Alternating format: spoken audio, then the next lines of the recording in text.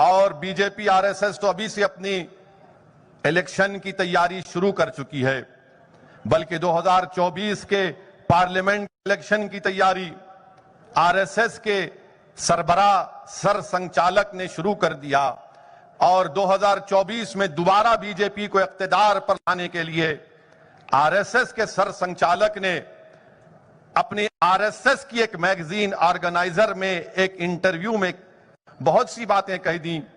نشانہ مسلمان تھے اور وہ یہ سمجھ رہے ہیں کہ نشانہ مسلمان کو بنا کر وہ بھارت میں دوبارہ 2024 میں بی جے پی کو پارلیمنٹ میں کامیاب کریں گے۔ موہن بھگوت نے اپنے انٹرویو میں کیا کہا تھا انہوں نے کہ مسلمانوں کو، بھارت کے مسلمانوں کو اپنے اسلام کی بالادستی کو چھوڑنا ہے۔ انہوں نے کیا کہا انگریزی مسلمانوں کو یہ چیز کو چھوڑنا پڑے گا، اسلام کی بالادستی کو۔ کل میڈیا والے آئے تھے، ہم نے اپنا بیان دیا۔ میں جناب موہن بھگوت صاحب کو ایک بات اب کہنے والا ہوں۔ ہمارے مسالہ ملتا بول کے آئے یہاں پر، اب میں انگریزی میں کچھ بولوں گا، اس کے بعد اردو میں ترجمہ کروں گا، اور یہ میرا پیغام موہن بھگوت تک ہمارے میڈیا۔ تو موہن بھگوت صاحب نے آر ایس ایس کے سربراہ نے کہا تھا، کہاں ہے رے بھائی؟ ہاں، انہوں نے کہا تھا انٹرویو میں، انگریزی میں پڑھا میں، boisterous rhetoric of supremacy۔ اچھا، تو اس کا جواب یہ ہے کہ ہم انگریزی میں پہلے بول دیتا ہوں، ورنہ یہ لوگ سمجھتے اپن ندی کے اس پار کے تو اپنے کو انگلش نہیں آتی۔ ہر زبان آتی، تم کون سی زبان میں بات کرتے بولو، اس زبان میں ہم بات کرنے تیار ہے۔ تو یہ موہن بھگوت کو جواب ہے۔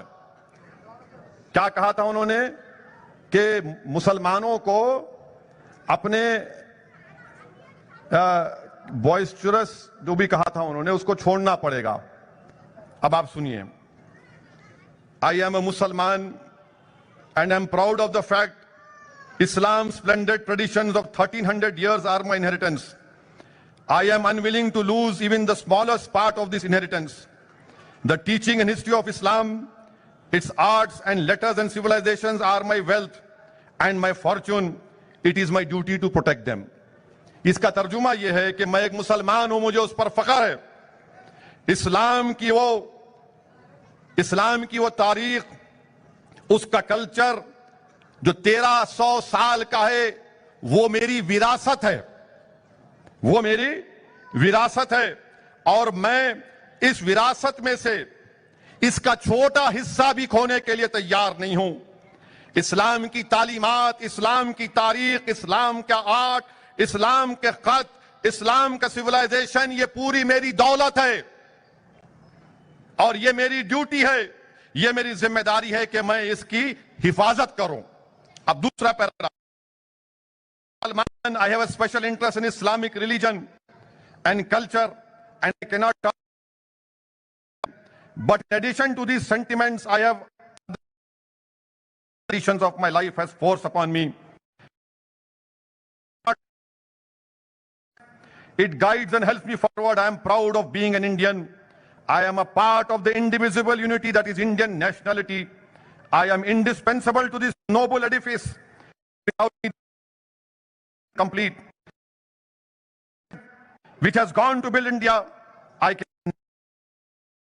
اس کا ترجمہ یہ ہے کہ میں ایک مسلمان ہوں اور مجھے اس میں بہت انٹرسٹ ہے، اس اسلامک مذہب میں، اس کے کلچر میں، اور میں کبھی بھی اس بات کو ماننے کو تیار نہیں ہوں کہ کوئی اس میں مداخلت کرے، بلکہ اس سے زیادہ میں یہ کہوں گا کہ جو اسلام کی روح ہے، جو اسلام کا اسپرٹ ہے، وہ اس بات میں حائل نہیں ہوتا کہ میں اپنے آپ کو کہہ سکوں کہ میں ایک پراؤڈ انڈین ہوں، میں اس ملک کا نیشنل ہوں، اور میں اس خوبصورت ملک کا ایک بہت بڑا حصہ ہوں اور اس ملک کی خوبصورتی مجھ کو چھوڑنے سے مکمل نہیں ہوگی. اس ملک کی خوبصورتی کا حصہ میں ہوں. میں ایک بہت بڑی بنیاد ہوں اس ملک کی. اس ملک کو بنانے میں میں ایک بہت بڑی بنیاد ہوں اور میں کبھی بھی اس دعوے سے اپنے آپ کو دستبردار نہیں کر سکتا. پھر انگریزی میں اس کا آخری پیراگراف ہے.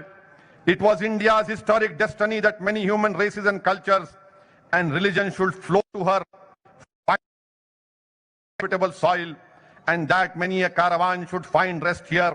اس کے معنی اردو میں یہ ہے کہ ہندو بھارت کی یہ تاریخ کی رہی ہے کہ یہاں پر کئی نسل کے لوگ آئے, اپنی تہذیب اور تمدن اور مذہبوں کو لے کر آئے, گھر بنایا جس طرح ایک کاروان آ کر رک جاتا ہے.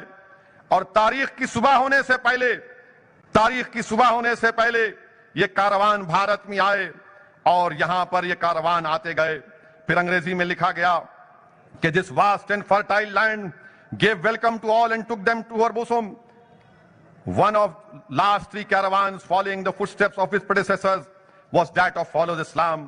مانے جو اس ملک میں آخری 3 کاروان آئے تھے وہ اسلام کے تھے جو یہاں پر آئے اور یہاں پر بس گئے. پھر کہنے والے نے کہا کہ this led to a meeting of the culture currents of 2 different races. Like the Ganga and Yamuna, they flowed for a while to separate courses, but nature's immutable law brought them together and joined them in a sangam. جس طرح گنگا اور یمنا مختلف علاقوں سے نکلتے ہیں مگر قدرت کی وجہ سے, قدرت کے قانون کی وجہ سے وہ جب ملتے ہیں تو اس کو سنگم کہتے ہیں. This fusion was notable event in history. Since then, destiny in her own hidden way began to fashion a new India in place of old. اور پھر کہنے والے نے کہا کہ we brought our treasures with us. ہم نے اپنے خزانوں کو لے کر آیا یہاں پر. بھارت میں بھی تھے, لاقیمت خزانے تھے. ہم اس ملک نے یہ اپنے بند دروازے کھول دیے اور ہم نے اس کو سب کچھ دیا. اور جو سب سے عظیم تحفہ اسلام نے اس ملک کو دیا وہ تحفہ تھا جمہوریت کا اور مساوات کا. پورے 11 صدیاں گزر چکی ہیں. اسلام انگریزی میں کہا کہ full 11 centuries have passed by since then. Islam has now a great claim on the soil of India as Hinduism has. یعنی 1100 صدیاں بیت گئی ہیں. جتنا حق اسلام کو اس بھارت کی سرزمین پر ہے اتنا ہی حق ہے جتنا ہمارے ہندو بھائیوں کو ہے. موہن بھگوت یہ کس نے کہا تھا؟ کہ یہ اسلام کی بالادستی کا درس تھا جو کہہ رہا تھا کہ 1100 سال سے ہمارے کاروان یہاں پر آئے, ہم نے اپنے خزانے بھارت کو دیے. بھارت میں بھی خزانے تھے.